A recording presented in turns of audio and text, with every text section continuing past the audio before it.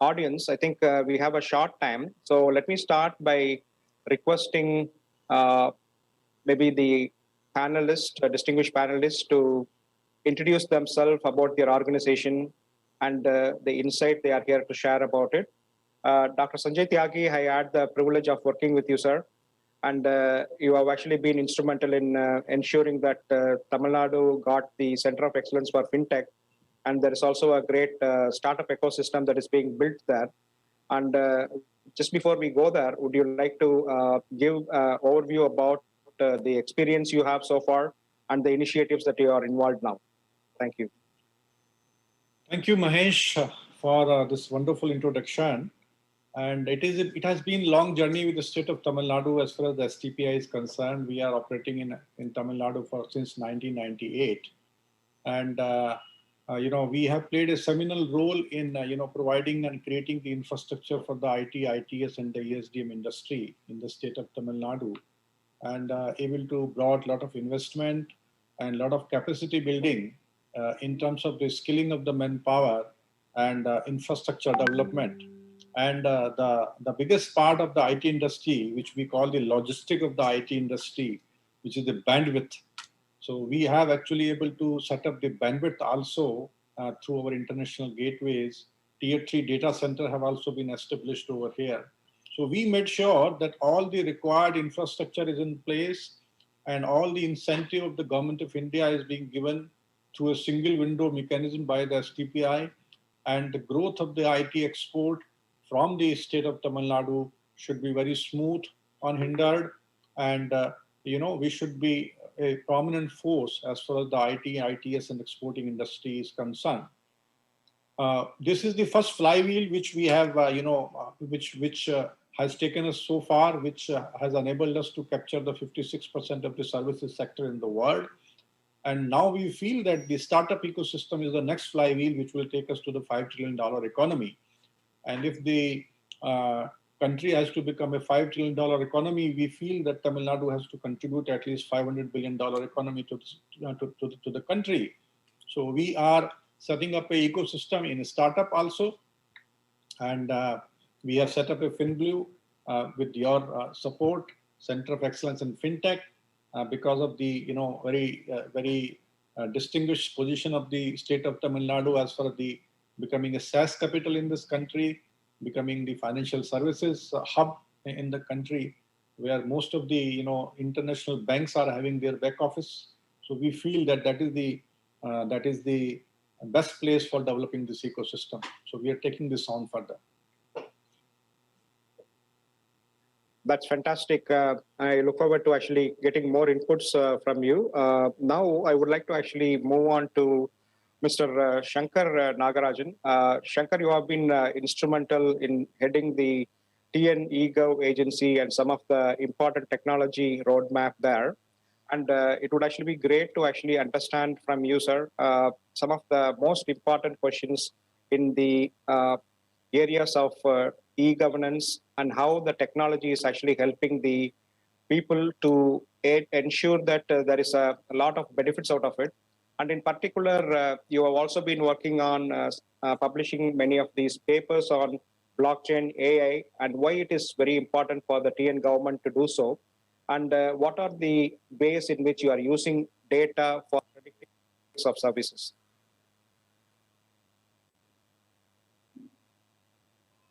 Sir, I think you are on mute. Thank you. Yeah, good morning, Mahesh. Good morning, the distinguished panelists and all the audiences. I'm representing Tamil Nadu Egovernance Agency in this forum. I'm heading the Center of Excellence for Emerging Technologies in TN If you see, Tamil Nadu E-Governance Agency is a nodal agency for the e-governance initiatives for the government of Tamil Nadu.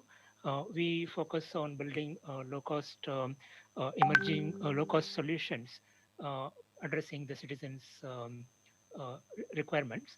One of the things that we have done recently is to establish a center of excellence which is focusing on emerging technologies. Primarily, we are looking at AML, blockchain, and data analytics. If you see our threefold object, I could talk about our uh, activities in kind of three broad dimensions. One is like making sure that the citizen-centric services are delivered in a very seamless and integrated fashion. Uh, so the second one is the data-driven governance, and third one is the focus on emerging technologies. If you look at the citizen-centric services, as you would be knowing, there are lots of citizens service centers which are operated throughout the state. There are more than 10,000 plus citizen services centers, and our endeavor is to make sure that the services could be offered through these citizen services centers seamlessly. And one more interesting thing is that a lot of these services are also now offered online. And if you see post-COVID, there is a lot of movement or adoption towards utilizing services online. So that's where we have been looking at making sure the citizen experience is good.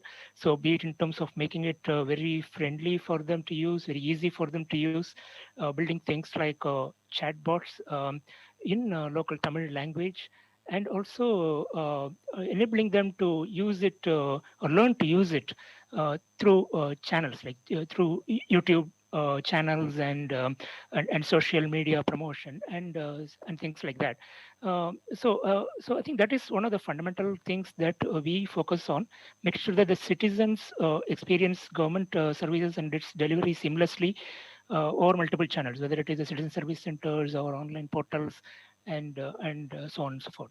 And to take this to the next level is where the next two areas of focus come in, which is basically data-driven governance and the focus on emerging technologies. As you know, there are quite a lot of departments which offer lots of schemes and benefits to the citizens. And a lot of times, what happens is the government departments work independently and with different databases and different user identities and etc. Right? So we are looking at how can we come up with an integrated, a harmonized, synchronized database, which kind of acts as a foundation for delivering all citizen-centric services and schemes and benefits. With that, we would be able to better target the vulnerable sections of the society, right, and make sure that the benefits reach the intended participants, and things like the leakages or avoided. New schemes can be launched quickly, etc. Right. So that is the second dimension, which is focused on data-driven governance. And the third is the emerging technologies focus. Here, the two major areas of focus which I would like to talk about are the artificial intelligence and machine learning. And if you see, once we have that, we have enormous amount of data, and with that data, we would be able to leverage a lot of insights and deliver better services. That is one aspect. The second aspect is that the artificial intelligence specifically enables a lot of new applications and enabling citizens to better get their problems solved by government, right? Things like farmers submitting a picture of their crops and getting a diagnosis of their diseases, or using face recognition system in schools to improve automation of attendance processes, right? That's another major area of focus. The second technology area of emerging technology area is the blockchain. Which is basically, as you know, enables us to create secure and trusted ecosystem of governance. So we are launching Tamilnadu statewide blockchain backbone. For these two emerging technologies, we have launched a policy by the Honorable Chief Minister of Tamil Nadu Safe and Ethical Use of AI, and Tamil Nadu Blockchain Policy, which respectively outline our approaches to these emerging technologies. Mm-hmm. Thank Wonderful. you. That's fantastic to know, Mr. Nagarajan. I would actually come back to you. Before that, I would like to request Mr. Armugam to actually share about himself, his experience in this area, and the organization that he has been involved in, and the work that they are doing. And request you to unmute the mic, Mr. Armugam, before you start. Thank you. Thank you, Mr. Mahesh, and distinguished panelists and audience. I think I've started my career way back '85 with Digital Equipment Corporation, and then moved on to IBM, then to the World Bank.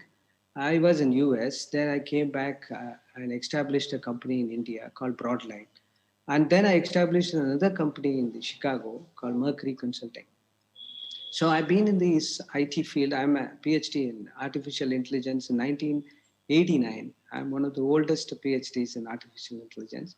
I'm an alumni of IIT Madras. So I think my experience goes back. I have been largely, as you know, India's landscape. We have got e-governance is a pretty complex area, wherein we entered much early. In fact, many of the systems which we developed for the government still running successfully. The best to mark is the electricity board billing engine and the inventory management and so on. So pretty good experience we had in the as e-governance also. And apart from this, we are largely into, as you know, my passion is IT and neural science. I'm at the moment, last 10 years, I've been a professor of neural science and artificial intelligence at Plymouth University, London. And also I have another specialization in supply chain. I've been working with the MIT, USA and Zaragoza at Spain. So with this, I have a lot of ideas. So we have apart from my IT initiative, we have got an exclusive company where we do a lot of research and development. Recently, during the COVID, we built a ventilator. That is where, now it's not the normal ventilator. Usually a ventilator, which is, there are three classification of ventilator. One is meant for ICU, which is for critical care. Another is ambulatory. Third one is for neonatal. So three different kind of modes a ventilator can work. And we integrated three into one. And we used artificial intelligence into the ventilator. Now our ventilator, once it is fixed, usually ventilators are being fixed by the doctor, maybe ICU specialist. When he does that, either he may do an invasive or non-invasive. Once he fixes it, he has to calibrate multiple modes to set the patient, because no two human being has got the same breathing frequency. So what we did is we used the AI, and once our ventilators are fixed, it's able to pick up the patient's various parameters and it adjusts and set its own. So a doctor has to only validate.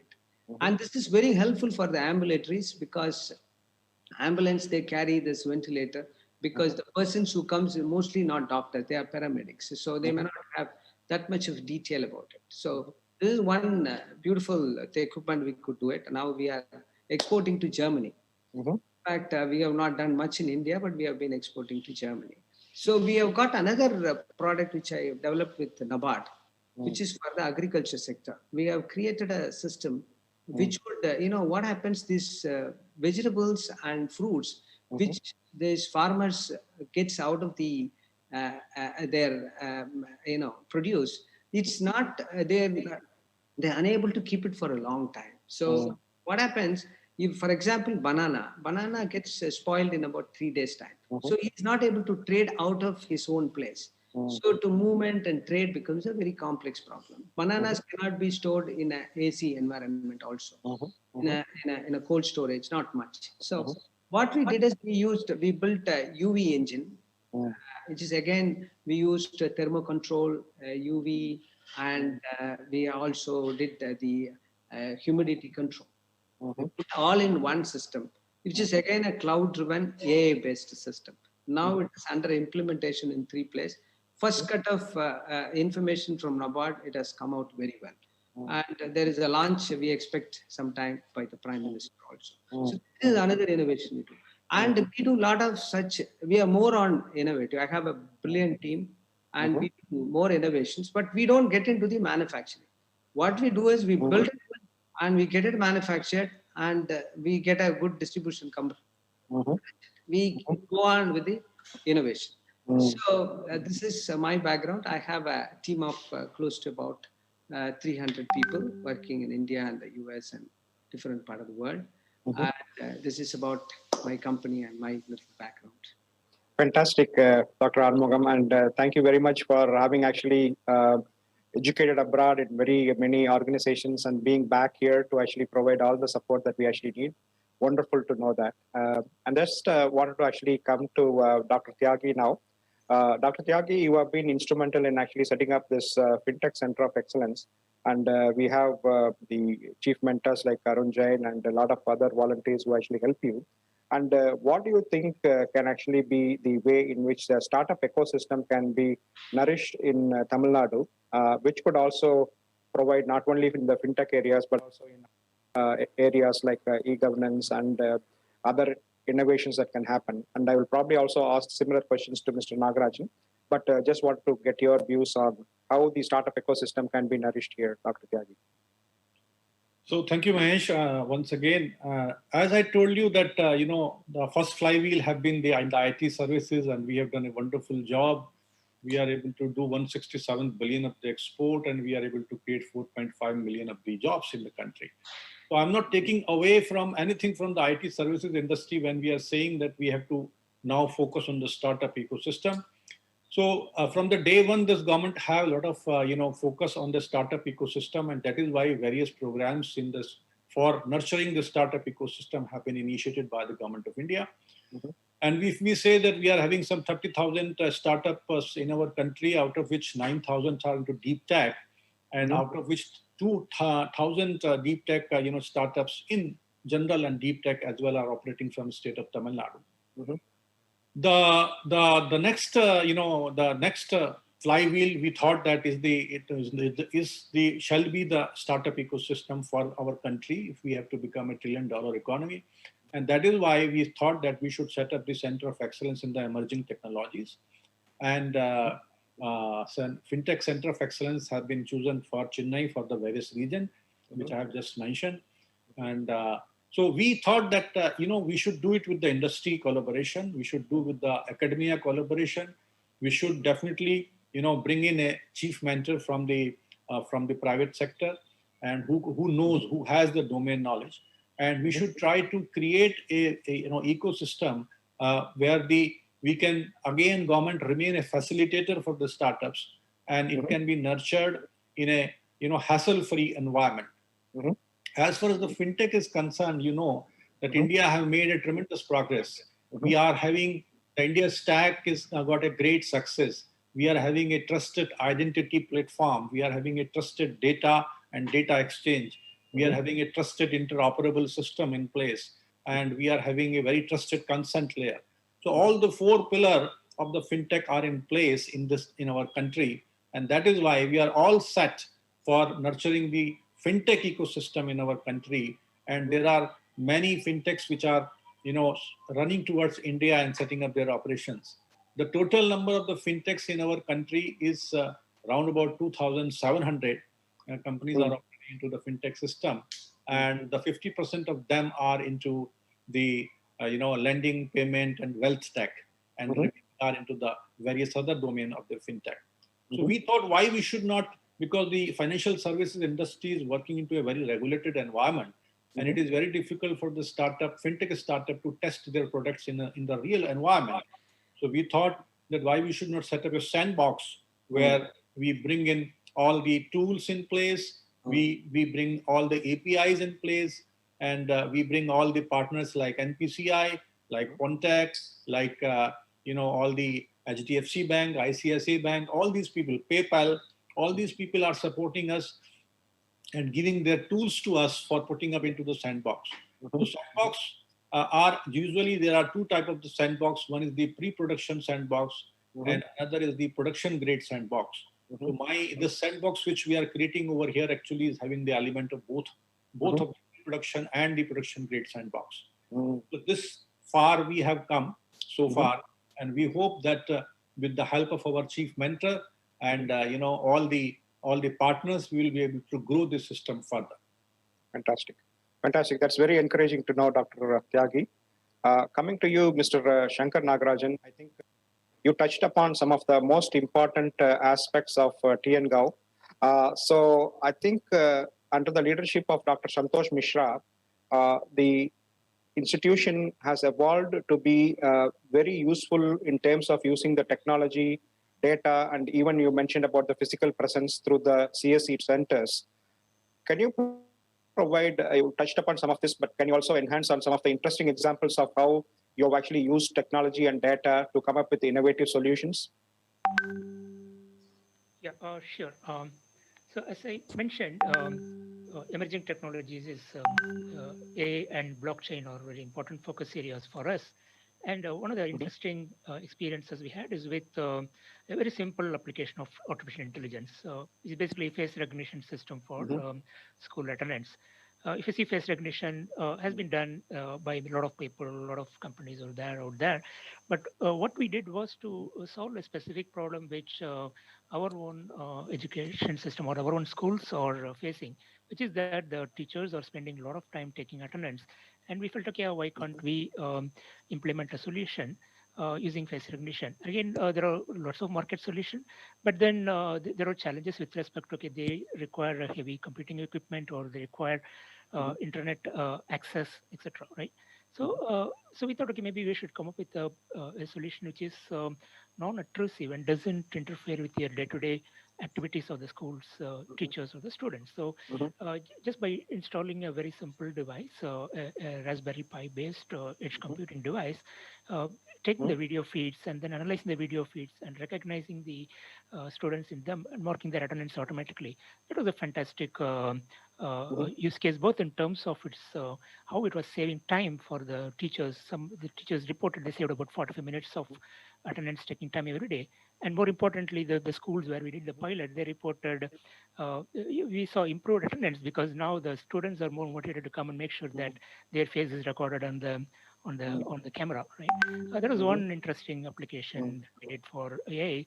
Similarly, as I said, taking the e-survey services to citizens is a very important focus area for us, and that's where we used a Tamil chatbot where people can interact with the chatbot in Tamil, and they can even apply for a service. Okay? So right now, they can apply for a CAN registration number and get a CAN registration number, make queries on some of the most widely used certificates like the income certificates, etc. Right. So now that is getting expanded and extended, and we are even looking at how can we voice enable these chatbots, right? Fantastic. Continuing on the journey, like what we are also seeing is there is a very fragmented experience when it comes to users dealing with the government systems. There are different applications, different websites, different portals. So now, so we are working on how can we improve that experience. How can you come up with I would say a unified or consistent interface, so where all the services and benefits are available in a single place or accessible in a single place through a single sign-on facilities, and then you could understand what are the nearby government facilities, what are the nearby government officers, what are the key people, right? So kind of getting all the data and the service information integrated into one platform, and combining that with GIS spatial data, so that location-specific information can be provided to the users. This is something which is in the works, and we hope to be able to bring it to life within the next 6 to 9 months or so. And continuing on the other same journey, if you look at blockchain, that has been a major area of focus, where we announced a statewide blockchain backbone. And we have been working with some of the departments for enabling them to use the blockchain for their own processes. For example, the registration department has several crores of documents which are very sensitive documents which need to be kept in a very tamper-proof and secure way, right? So we are working with them to see how it can be kept on a blockchain network so that secure transaction can be enabled. Similarly, during the COVID, like we were looking at when the students are taking their certificates to college admissions, right? They have to take a physical certificate to the college authorities to prove that, okay, they got so-and-so marks, they belong to so-and-so community, etc., right? So whereas like Tamilnadu Egovernance Agency, through its e-survey, is giving those certificates, which those certificates are already with the government. The education credentials are already with the government. So the students do not really have to carry their physical documents to government and get them verified, right? So we actually did a small POC using our own e-survey services and combining with the education department data and using blockchain to validate them on a very secure and transfer-proof way. I hope it will see the light of the day in the year to come. Yeah. Wonderful. Thank you. Wonderful. It's fascinating to see that these are the very innovative things. We have come across fingerprint-based attendance system, but the example you gave is a great example of how TNEGA has innovated to use video camera to automatically record school students' attendance. This also helps in the new normal post-COVID world where we don't want to touch anything and keep a distance. Absolutely, Yeah. absolutely. In fact, we have started adapting it in our own office, and now other government departments are also reaching out to us for deploying in their offices. Fantastic. Just a sub question here. All these actually require a lot of people with great technology background as well as application of the systems, data, so on. How do you attract and retain talent here? Yeah, that's a great question, and that's where the Center of Excellence comes into picture. Mr. Santosh Mishra, as you would know, is a great technologist himself, and he has a tremendous passion for technology and its applications to e-governance. And he has been able to attract quite a lot of people from the industry and academia to work with TNEG in this regard. So the Center of Excellence is a kind of a melting point of expertise from industry, research, community, and academia. And we have forged partnerships with education institutions such as Anna University and IIT Madras and IIM Trichy, and recently with Great Lakes institutions, Great Lake Institute of Management as well. So now TNEG is seen as not just a procurement kind of thing, but an agency which develops innovative solutions. And of course, we work a lot with startups in developing and delivering these solutions. Of course. And I take this opportunity to welcome Ms. Jyoti Nirmala. Welcome. I would love to actually hear from you. So if you could actually able to hear me, I just wanted to actually to take your inputs as to introduce yourself, your organization, and how you are actually helping the Tamil Nadu government.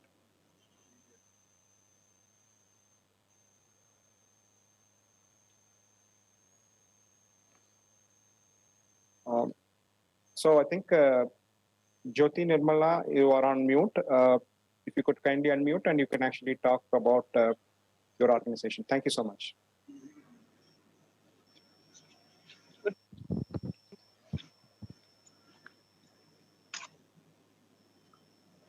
Am I audible? Yes, you are. Thank you very much. Yeah. Morning, and I'm very happy for having been given this great opportunity, sir. And I would like to introduce myself. I am Jyoti Nirmala Sami, a 2002 batch IAS officer. And at present, I am the managing director for Tamil Nadu Corporation for Development of Women Limited.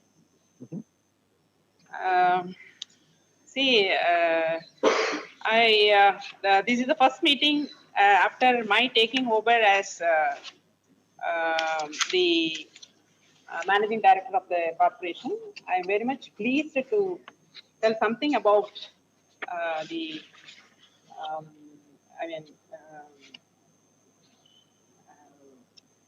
this entrepreneurship and also the ecosystem that is prevalent in Tamil Nadu. There was some problem related to the, tie-up. That's why it is getting delayed. Okay, and as we know, the SHGs are functioning very well in Tamil Nadu, self-help groups, and we have got 250,000 self-help groups in Tamil Nadu. And I feel very happy to inform that these self-help group members are becoming into successful entrepreneurs, whether big or small. They get fantastic training and they call themselves to be independent entrepreneurs. In many cases, now we are here to talk about innovation and ecosystem. Innovation, it is a kind of unavoidable thing when we talk about entrepreneurship. The Wall Street Journal, it talks about together we innovate. Together we innovate. So innovation, not as an individual model. If it is a group model, it is will be a very successful thing. And there is a discussion whether we should have business incubation models. 85% of the entrepreneurs who are protected by the business incubation models, they fail. Only those entrepreneurs who face risks and challenges, they have sustainable success. That's what the history goes, So when we talk about Tamil Nadu, when I surfed the TIE website, I came across the leader's vision. This is Hemalata Annamalai. She's telling that we need to empower women to develop skills and knowledge while providing them mentoring that can systematically change the trajectories of their business, leading to job creation. This is what Tamil Nadu Corporation for Development of Women is doing. And what are all the shortcomings of women to become entrepreneurs that I would like to put some light upon. Lack of confidence in women, social barriers, lack of training, financial constraints, non-access to resources. When talking about the self-help groups, as I have already told, there are 250,000 self-help groups in Tamil Nadu. They are motivated through various training programs and brainstorming sessions. They are encouraged to come out of the clutches of social snarls. And they are trained in bookkeeping activity, plan preparation, institutional building. They are trained to handle money, how to handle money. It's a very important thing for an entrepreneur. They get loans. It's very surprising to note that the annual credit is 10,000 crore by the self-help groups in Tamil Nadu. Skill training is provided to them through the scheme DDU-GKY, that is Deen Dayal Upadhyaya Gramin Kaushalya Yojana. These interventions have enabled them to equip themselves to become independent entrepreneurs. And there is a new concept that is Mahila Kisans. They are farm-based entrepreneurs. Nearly 5 lakh Mahila Kisans are functioning in Tamil Nadu. They are organized into 8,000 producer groups, well organized into producer companies. And an important enterprise that has developed among these self-help groups is making of sanitary napkins. And the annual turnover is 10 crore. They have been supplying to all the government hospitals in a sizable number. Nice. And when we are talking about innovation, that also comes in here. When the COVID times came in, they ventured into innovative explorations in designing and producing masks and sanitizers. And they have been supplying, I have seen in so many places. In all the places where I went down to south, I visited some of the districts. And I see people wearing masks prepared by our self-help groups. And this entrepreneurship is a major strategy of Tamil Nadu Women Development Corporation as one of its poverty alleviation strategies. And we do enterprise mapping. Enterprises are going to be nurtured by NRLM, National Rural Livelihood Mission. And one-stop facility and block business resource centers are also established. Exhibitions are being conducted. That's a very valid thing. And what they make, they can come and exhibit. And due to COVID, now there are no exhibitions held. But definitely in future, it will go a very long way. And when yesterday I happened to meet one of the women entrepreneurs in Tamil Nadu. She is Mrs. Josephine, and a famous honey producer.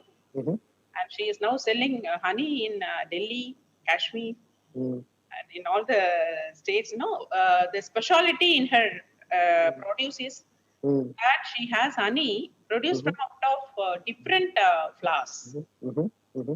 She says the honey collected from each tree has its own qualities. And there is honey for dietitians, diabetic people, and honey for children, honey for aged. And also the bee, she uses it for medical purposes. That is the sting, the sting of the bee. She's using it for medical purposes. She has come out of many social barriers. She lost her husband. She lost her child. And she started with the only 10 boxes. Now she says, no, she started a firm with the only 10 people. Now she's giving a job to more than 100 people. And this kind of encouragement and the continuous perseverance that our women are having in Tamil Nadu, definitely it will lead them to a state of independent entrepreneurs. Yes. And the ecosystem in Tamil Nadu is very much encouraging.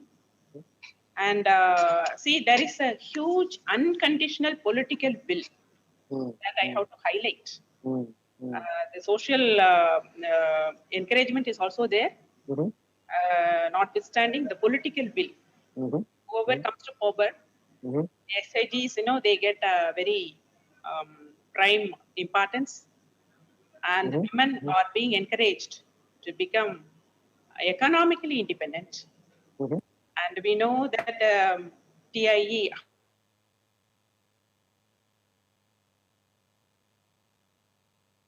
TIE designs interventions for entrepreneurs across Tamil Nadu, and it promotes personal transformation that leads to desired business growth. Our corporation is also doing the same thing by skilling and promoting the women entrepreneurs by way of encouraging them to have innovations by facilitating a favorable ecosystem. As I told, it is done by unconditional political will and the community support. Fantastic. What I want to tell about the entrepreneurship, advancement with regard to the self-help groups in Tamil Nadu. Fantastic. Wonderful to know about all the great work being done by Tamil Nadu Corporation for Development of Women. We look forward to actually learning more about it. While we actually have another 10 minutes or so, I would just like to request Dr. Arumugam. You've actually been across. Of course. So, Dr. Arumugam, you may want to unmute yourself. So what are your actually reflections on many of these initiatives, and how do you think that private sector can also actually participate in the betterment of some of these initiatives in Tamil Nadu? Well, I think first let me congratulate the government. They have released a wonderful policy document for both blockchain and the AI, which is fantastic. It is nicely drafted. And it is one of the few governments in the world has been initiated this technologies into their e-governance, which is a brilliant move. I think we all have to be very proud of it. And when we see, as you all aware, Tamil Nadu is one of the very advanced states in the country, and which is always, leading in technology. In fact, the first the IT park started from Tamil Nadu. So, which is quite a very nice, good government. And in fact, I had the opportunity to accompany the Chief Minister while his visit to United States. And the kind of simplicity and the effort that they have taken to bring in more investments. Particularly, you are aware that ATR, this is American Tamil Entrepreneur, has been an organization has been building a lot of entrepreneurs who from the United States to start in India. And the Indian government the Tamil Nadu government in particular would like to extend a lot of perks for them, which amounts to up to 1 crore. So many initiatives have been taken. So many ecosystem for startups will emerge from Tamil Nadu. And as you are aware, I had a good experience with GC MERS, which is one of the largest liners. As a part of our Plymouth startup offshoot, we have been analyzing and trying to build blockchain for that. But I could easily see how much it's a pretty huge organization. Their assets are close to $5.6 trillion. Such a huge company, and their revenues are about 8 billion every year. Not revenue, their profits. It's a pretty huge company, and every liner which moves out of every port has to go through not less than 30,000 transactions. And there was a huge manual intervention, and there is a huge amount of the centric servers which are trying to do this work, and it was quite not to their mark of efficiency. So the blockchain was initially thought of and we rolled out. Today, it is one of the best organization in the world. I think the way the efficiency that they do it and the accountability and transparency, which I could see in their transactions, and particularly the agents who involved in it, inspection are getting their feedback so brilliantly. They get a complete transparency and things are moving so beautifully. And today, with all this, they made a huge profit in 2019 with a very low, mark. It's still particularly this industry has got a price which is set in 1984. It is not revised at all. But because of technology efficiency, they built a huge profit. And I think the governance also, as you are aware, many companies have gone out of their, with all their backgrounds, they are not remained in the field because of non-adaptation of technology. So as the government, see, when the governments are not really adapting to advanced technology and cartwheel the exercise, what happens is it will not be very appropriate for the government to extend a good service, transparency, and so on. The area blockchain and AI can be done. I would call it as a twin technology. It doesn't come blockchain alone, it comes with AI also. Yeah. See, blockchain is implemented, you get a huge amount of data which comes in, and the data has to be crunched and deep learning to be done, and we can build a lot of solutions which will run the system itself. So the human interaction can be completely avoided. So the technologies are in place. I think the policy document in place, and particularly I was so amazed about the sandbox, which is definitely going to build a lot of value to our startups because they are brilliant people. I see a lot of guys. I go speak to IIT Madras. I meet a lot of young boys. They need a lot of support. I think even that kind of a situation is created. I'm very happy Dr. Tyagi's remarks about this. I think this will definitely accelerate. I think the sandbox should make it happen. We have to quickly build it and should extend to a lot of startups, which will make a big difference. I think the amount of people now, I think at the moment, I'm also part of ETIA. I could speak about 20 odd companies would have ideas which they want to start up in Chennai. When these boys comes here and trying to do, we can mentor them, but we need infrastructure for them. So this will be a brilliant move. I think it will give a big start for the startup. Wonderful. Only startups, as you know, you are a serial entrepreneur yourself. The startups are going to mark the development of a state now. It's not no more the legacy companies can build a lot of things and so on. It's only the startups which is going to make a marked difference in every government. So I think Tamil Nadu is in the right place. I think a good policy and brilliant strategies are being done, but it all have to be implemented in a very short time because time is running out. Because entrepreneurs are walking in now, we have to facilitate them. So this is, I would say, a very, very important point. On top of it, the application of technology, we have to keep looking at multiple places. Telangana has applied for registration a large amount. I mean, almost a blockchain is implemented. So your land has been completely marked. So you can easily go through the registration process because I did the registration that software where somewhere in 2000. I did it free of cost. That time one gentleman wanted me, I built it and gave them. It was done in 2004 or 5. Till now we are running on the same platform. I think it needs to be upgraded in a big way. That would be a great initiative. When Shankar was mentioning about it, I think that's a great initiative. I think we'll have to quickly push this kind of transparencies so that everything will be clear for anyone to start, anyone to build their business. Fantastic insights, Dr. Aramugam. Thank you very much for your passionate inputs there. I think the point I'm actually gathering from all of us here is that Tamil Nadu is actually ready for business. It has got the ecosystem, it has got the great leadership, and we have the respective organizations in place.